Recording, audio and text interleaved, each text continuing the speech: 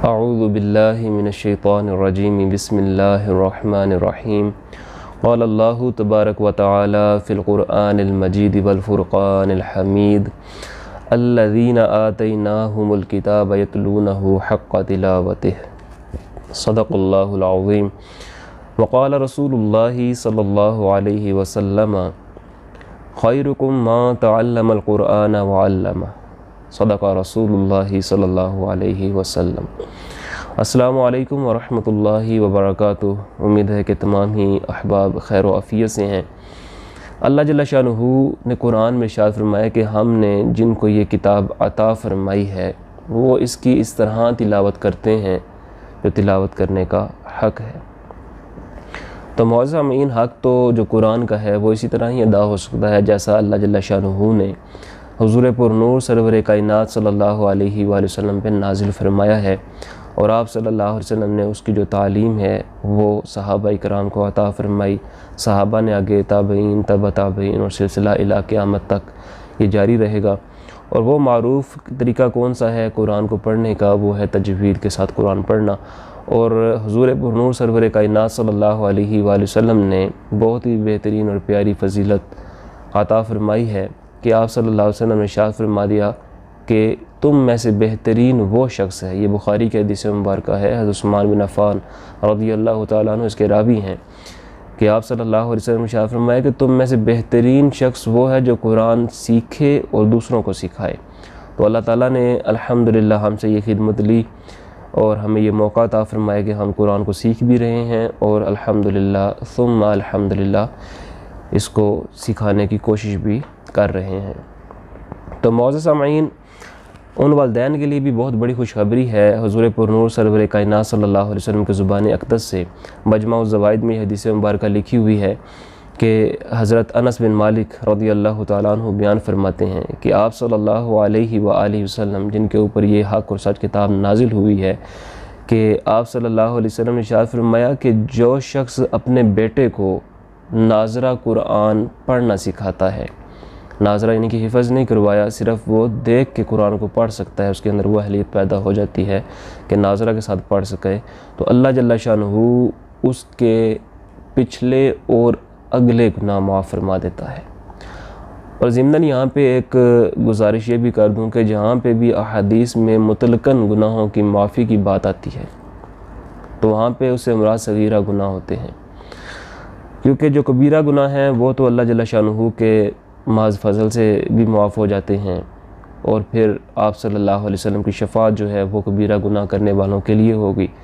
फिर आप सल्लल्लाहु अलैहि वसल्लम के जो उम्मती हैं जो उन्होंने कबीरा गुनाह किए हैं, जब तक वो तौबा नहीं पक्की कर लेते, तौबतुन नसूह या अय्युहल्लज़ीना आमनू तूबू इलल्लाहि तौबतन नसूहा, ऐ ईमान वालो तौबा करो पक्की तौबा। जब तक वो पक्की तौबा नहीं करते तब तक वो कबीरा गुनाह मुआफ़ नहीं होते हैं।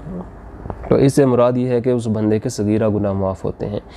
और फिर आप सल्लल्लाहु अलैहि वसल्लम ने इरशाद फरमाया कि जिस शख्स ने अपने बेटे को कुरान हिफ्ज़ कराया यानी कि ज़ुबानी उसको याद करवाया, तो अल्लाह जल्ल शानुहु उसको कल क़यामत वाले दिन ऐसे उठाएगा जैसे 14वीं रात का चाँद होता है, यानी कि जैसे वो चमक रहा होता है ऐसे उस शख्स का चेहरा चमक रहा होगा। तो फिर आप सल्लल्लाहु अलैहि वसल्लम ने इरशाद फरमाया कि अल्लाह जल्ल शानुहु इरशाद फरमाएगा उस लड़के उस बच्चे से कि तू कुरान पढ़। जब भी वो कुरान की एक आयत पढ़ेगा अल्लाह ताला उसके वालिद का एक दर्जा बुलंद फरमा देगा। हत्ता कि वो बच्चा जो है जितना कुरान उसको याद है वो सारे का सारा पढ़ लेगा, तो उस हिसाब से अल्लाह जल्ल शानुहु उसके वालिद जो हैं जो उसको कुरान सिखा रहे हैं उसके दर्जात को बुलंद फरमाएगा।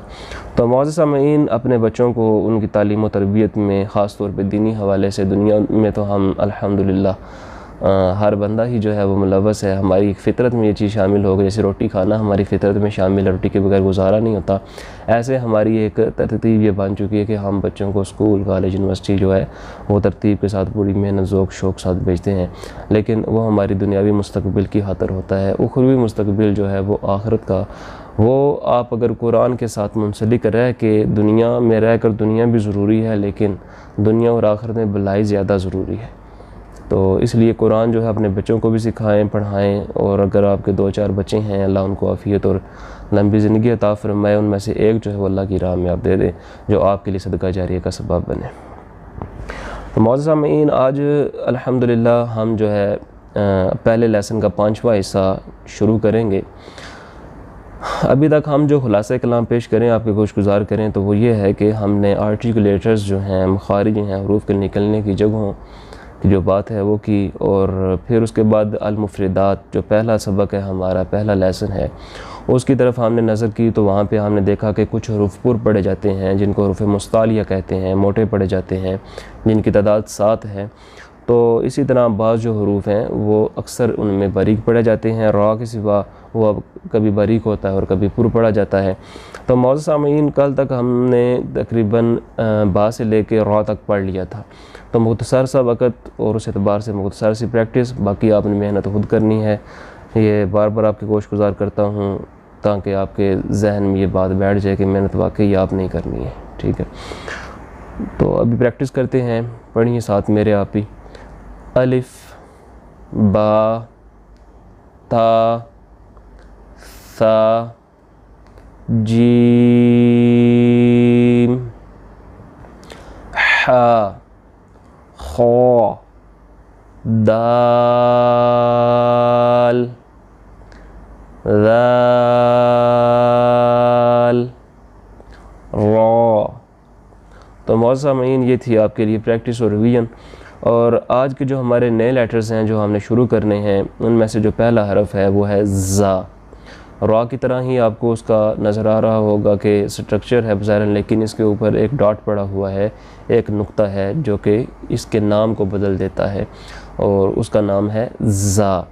अभी तक हुजूर वाला हम तो ज़ुबान की नोक को सनाया उलिया, यानी कि जो ऊपर वाले 2 दांत हैं वहाँ पे लगाते रहे हैं, लेकिन ज़ा में हमने क्या करना है कि ज़ा और सीन, ठीक है, इन दोनों को हम इकट्ठा ले लेते हैं यहाँ पे, क्योंकि इन दोनों के निकलने की जो जगह हैं वो सेम है, सिर्फ आवाज़ में फ़र्क है।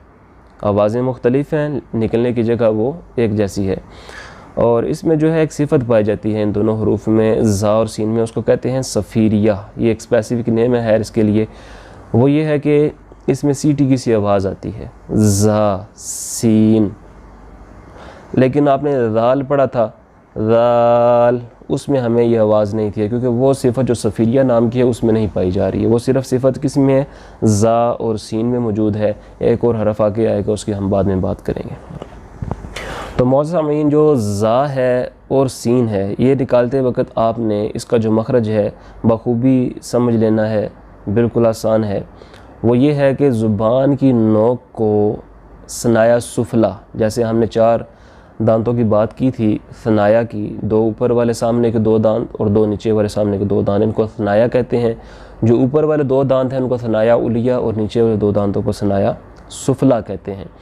तो आज हम बात करेंगे सनाया सुफला के हवाले से, कि ज़ुबान की नोक को सनाया सुफला, ये जो नीचे वाले 2 दांत सामने के, इनके जो किनारे हैं, एक तो ऊपर सामने किनारा नज़र आ रहा है, लेकिन एक क्या है, अंदर की तरफ जो किनारा उसका है, सनाया सुफला के जो 2 दांत हैं उनके जो अंदर का किनारा है। ज़ुबान की नोक को सनाया सुफला यानी नीचे के सामने के 2 दांतों के अंदरूनी किनारे में आपने लगाना है, और उसको जब पढ़ना है तो उसमें आपकी सिफत जो है सफ़ीरिया ज़ाहिर होनी चाहिए, जो कि सीटी की तरह है। ये नहीं कि ख़ुद सीटियाँ निकालना शुरू कर दें, ये नाउज़ बिल्लाह मिन ज़ालिक, इसका तमस्खुर जो है वो नहीं बनाना मकसूद, सिर्फ सिखाना मकसूद है। ज़ा, सीन, क्योंकि ये सीटी माइल आवाज़ इसमें ये पैदा होती है। ज़ा, ज़ा, ये आवाज़ आप सुने, वाइब्रेशन होती है इसमें, तकरीबन वाइब्रेट हो रही होती है, इस तरह की आवाज़। ज़ा, ज़ा, सीन, सीन। तो हुजूर वाला अभी तक हमने सीन तक जो है हरूफ अल्हम्दुलिल्लाह अल्लाह के फजल व करम से पढ़ लिए हैं। तो प्रैक्टिस जो है वो आपने ही करनी है, जितनी प्रैक्टिस करेंगे उतना ही आपको ये चीज़ क्लियर होती चली जाएगी। क्योंकि एक बात ज़हन में रखेंगे, जब आप किसी उस्ताद, टीचर या जो बंदा जिस फ़न का माहिर है उसके सामने बैठते हैं तो ज़ाहिर सी बात है कि वो उन रस्तों से गुज़रा हुआ होता है जो मुश्किलात वाले होते हैं। तो इसी वजह से ज़ाहिर सी बात है कि आपको आगाह किया जाता है कि ताकि आप नेक्स्ट जो भी आपके सामने प्रॉब्लम क्रिएट हो सकती है वो उससे पहले ही आप ज़हनी तौर पे तैयार रहें बल्कि तैयार के रहें कि वो आपके सामने मुश्किल पेश आए ही ना। ये चीज़ होती है कि आप हर एक चीज़ को देखा करें, हर एक चीज़ में कोई ना कोई लेसन छुपा होता है। लाजमी नहीं जो हरूफ आपके सामने पढ़े जा रहे हैं सिर्फ सबक इसी में ही है, जो बातें साथ साथ आपको बताई जा रही होती हैं, चाहे वो हदीस जो शुरू में बताई जा रही हैं, वो भी आपकी ज़हनी तरबियत के लिए कि आप कुरान को तरगीब लें, अपने आप को माइल करें उस तरफ कि आप कुरान सीखें। और जब ये ज़ौक़ शौक़ आपके अंदर पैदा होगा तो फिर आप कुरान सीखने के हवाले से आगे मज़ीद मेहनत करेंगे, और जब मेहनत करेंगे तो फिर आपको उसका फल मिल जाएगा। तो प्रैक्टिस जो है हुज़ूर वाला वो आपने करनी ही करनी है। और जब आप कुरान पढ़ रहे होते हैं और जब यहाँ पे सुन रहे होते हैं, ख़ास तौर पे प्रैक्टिस में भी, तो उस वक़्त आप ऊंची आवाज़ जो है वो ऊंची आवाज़ के साथ पढ़ा करें, ताकि अपने कानों को भी सुनाएं साथ कि आप क्या पढ़ रहे हैं। आपकी गलती जो है वो आपको सामने ज़ाहिर हो, कि आपको पता चले कि मैं सही पढ़ रहा हूँ गलत पढ़ रहा हूँ। अगर गलत पढ़ रहा हूँ तो इसका मतलब ये है कि ये फ़लाँ चीज़ है वो मुझे नहीं आती है, मैंने उसकी मेहनत नहीं की है। आपने दिल से पूछे वाकई मेहनत की है कि नहीं की है, तो फिर आपको वहाँ से सही जवाब मिल जाएगा। तो ये ज़रूरी है कि आप ऊंची आवाज़ में साथ साथ प्रैक्टिस किया करें। तो हुज़ूर वाला अभी तक हमने सीन तक पढ़ा है, और नेक्स्ट जो हमारा लेटर है वो है सीन के बाद शीन। अब शीन में क्या करना है आपने कि ज़ुबान का दरमियाना हिस्सा और तालु का दरमियाना हिस्सा इस्तेमाल करना है। अब ज़ुबान का दरमियाना हिस्सा और तालु का दरमियाना हिस्सा ये आपने जीम में भी पढ़ा है। तो पता चला कि शीन और जीम ये दोनों लेटर्स ऐसे हैं कि जिनके निकलने की जगह जो आर्टिकुलेटर है, जो मखरिज हैं, मखारिज इन दोनों के सेम ही हैं। वो क्या है? सिर्फ ज़ुबान का दरमियाना हिस्सा और तालु का दरमियाना हिस्सा। लेकिन जैसे आपने ज़ा और सीन की बात की, वहाँ पे एक सिफत हमने सफ़ीरिया का नाम लिया। इसी तरह शीन में एक ऐसी सिफत पाई जाती है जिसका रखना ज़रूरी है, वो उसका नाम है तफ़शी। तफ़शी इसका मतलब ये होता है फैलाना। आपने फैलाना किस चीज़ को है, ये बात असल में ज़हन में रखनी है शीन के अंदर, कि ज़ुबान को, शीन को पढ़ते हुए फैला लेना है। जब आप ज़ुबान मुंह में फैलाएंगे तो फिर क्या होगा कि आवाज़ खुद ब खुद आपके मुंह में फैल जाएगी। जब आवाज़ मुंह में फैलेगी तो वो ज़्यादा क्लियर होकर सामने आएगी, आसानी के साथ आपको पता चल जाएगा शीन जो है वो आपने कैसे पढ़ना है।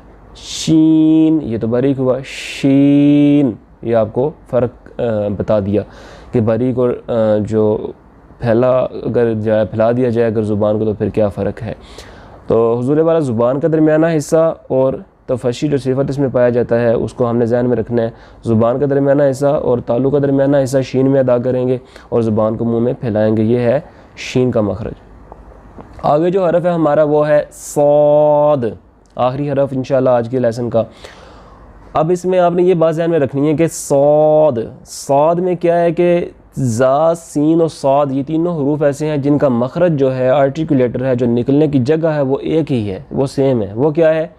ज़ुबान की नोक को सनाया सुफला यानी कि नीचे वाले दो दांतों के अंदरूनी किनारे वहाँ पे लगाना है आपने ज़ुबान की नोक को। और उसके बाद सौद में किस चीज़ की एडिशन है कि ये हुरूफ मुस्तारिया में शामिल है। हुरूफ मुस्तारिया कौन से हैं? जो कि पुर यानी कि मोटे पड़े जाते हैं, जिनके अंदर हम ज़ुबान की जड़ को उठाते हैं। क्यों? हमने हरफ को पुर करना है, मोटा करना है, थिक करना है। तो आपने क्या करना है, इसमें इस चीज़ को एडिशन कर लेना है कि ये हुरूफ मुस्तारिया का लेटर है सौद। तो सौद को पढ़ते हुए आपने ज़ुबान की जड़ को उठाना है। ज़ा, सीन, सौद आर्टिकुलेटर सेम, निकलने की जगह एक, लेकिन सौद में क्या किया हमने? ज़ुबान की जड़ को उठाया क्योंकि ये हुरूफ मुस्तालिया में शामिल है। तो अल्हम्दुलिल्लाह आज के हुरूफ हमने मुकम्मल किए। अभी थोड़ी सी प्रैक्टिस हो जाए और ऊंची आवाज़ में प्रैक्टिस कीजिएगा। अलिफ, बा, ता, सा, जीम।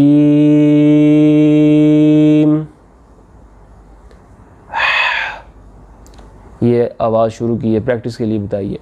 हा, खो, दाल, दाल, रो, ज़ा। आज का लेसन है यहाँ से हमारा ज़ुबान की नोक।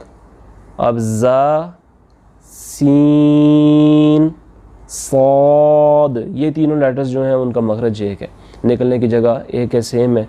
वो क्या है? ज़ुबान की नोक को स्नाय सुफला के नीचे जो दो दांत हैं इनके अंदरूनी किनारे में लगाया और सौद में क्या किया? ज़ुबान की जड़ को उठाया।